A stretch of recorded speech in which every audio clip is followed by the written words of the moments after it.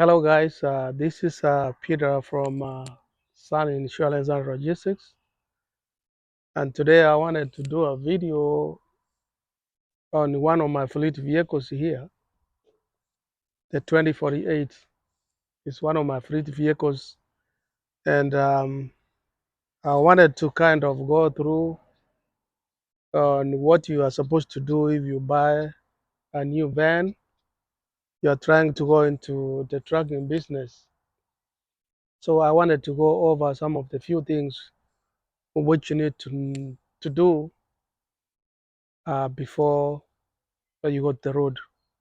You buy a vehicle, you get the keys, you have the title, and the other stuff. So that's what I'm going to go through today. Show you exactly, because most people think like when they buy a van like this one, they just go and sign up with a dispatch and go on the road and start making money. That's why I'm here. I'm going to teach you what you're supposed to do as an expert, and then we can go from there.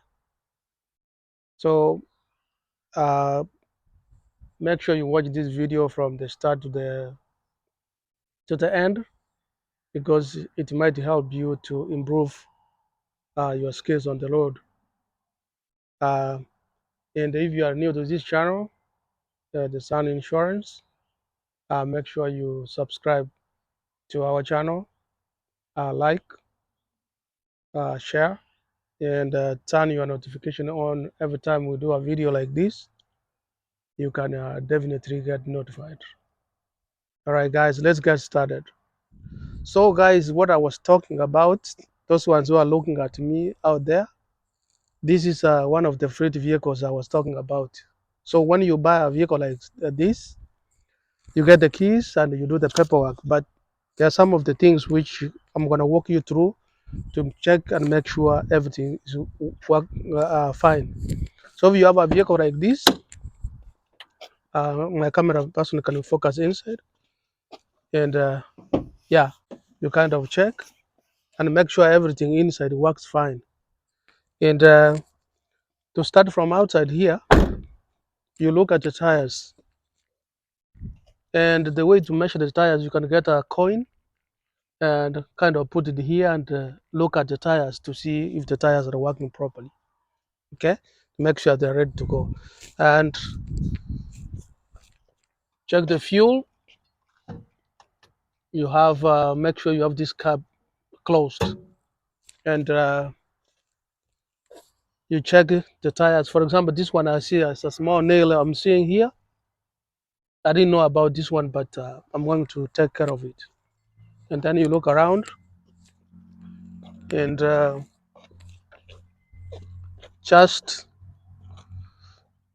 uh, look around from the other side and make sure the vehicle is the doors open as they are supposed to be, and the lock as they are supposed to be locking. And then in the back here, which is the cargo area, which I want you guys to concentrate. Let me open. The cargo area here is what I really wanted to show you guys. So you have to use the tape measure. You have to use the tape measure and make sure this is the way. So let me go inside. This is the way you measure, because if you take the measurements in a wrong way, you're gonna be turned away when you go load. So what you do here, you kind of measure between the wheelbase to make the correct measurements. You see here, for example, this one is 52. And if you measure and give your dispatch these measurements from the end to here, it could be about 6 feet. So that one, the ballet, when they load the ballet is not gonna fit. And then what you do from here, I can use my hand to hold it down. You measured all the way. It's kind of tricky.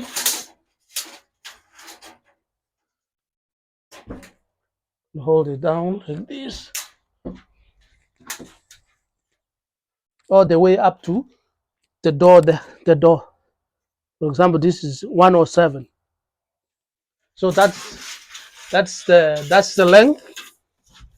And finally, the way we measure the height, you have to take into consideration. You have to take consideration of this part here. So what you do, kind of start from up to around here, because the pallet is gonna go in through here. So you leave a kind of a space for the pallet to go in. So for example, this is 49, because if you measure from up here all the way down here, it's gonna tell you 52, while in the real sense it's 49, and the pallet will not fit and you will be turned down. The same way, when you are measuring the width, don't just measure outside here, because this one will tell you 59 and the width space is 52. That's very important when you are preparing to give the dimensions to your dispatch. And one last thing, if the way you load the pallets, I'm going to use this part as if it's a pallet and kind of show you how you're supposed to load. For example, this van light here is a 2-pallet van, because our standard is 48 and 48. So if you do your math, this one would take only 2 pallets.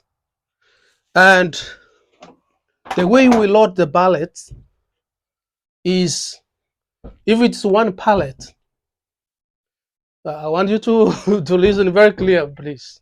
If it's 1 pallet, what you're gonna do is you're gonna load your pallet between the wheelbase, the space here between the wheelbase. This one is where you're gonna load. This one here to this one here, if you have 1 pallet. Okay, but if you have 2 pallets, you kind of take the heavier pallet close to the front, and then the next one will be right here.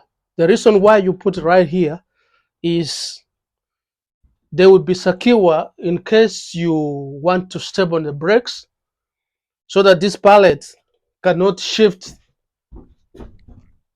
and bounce on the seats here, which might cause an accident or something like that. So it's a safety precaution that you have to load the pallets in the right way. Now, when it comes to strapping, those ones who don't know what the straps are, these are the straps. These are a very, very, very heavy duty.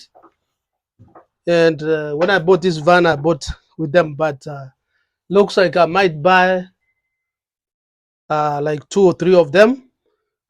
So which means when I load, assuming that this one was a pallet and it's right here, so the best thing, because the pallet can come from here to here, you kind of hook up this part here,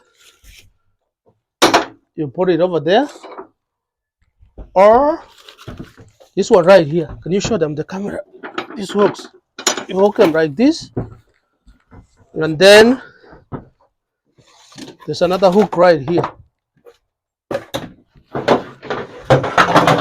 and then you can hook this one right here. And when you do that, you can start securing this by turning this part like this. You see, you turn it that way until it's pretty easy. So you just kind of move it up and down.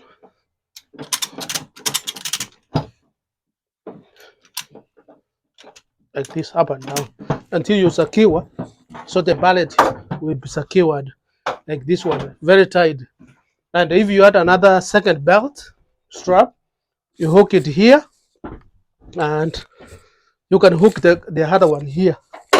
You can tie it like diagonal or that way.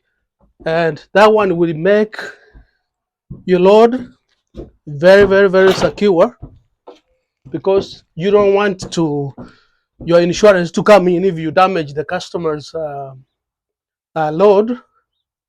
You're going to end up filing the claim, because you might go to delivery and your customer, they reject the load, which means your insurance will come in, your broker will come in, you have problems, and you won't be paid. So basically, that's what I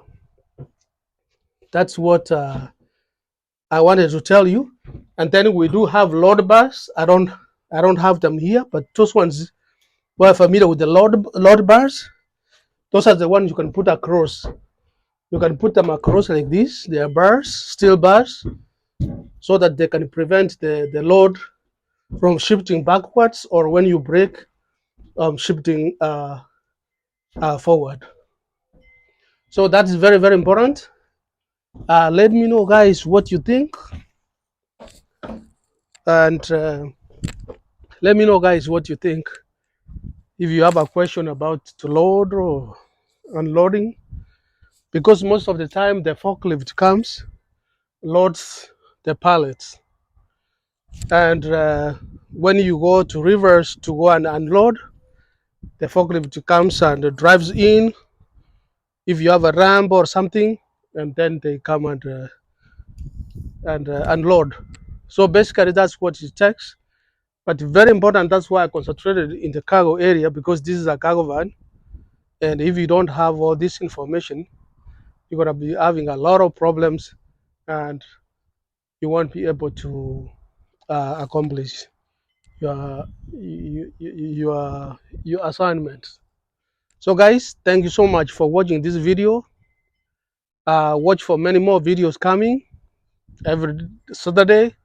And if you haven't subscribed to my channel, please do subscribe and like, share. And every time we do a video, you will be notified. Have a good one, and let me know if you have any questions. That's for right now. Thank you. Bye bye.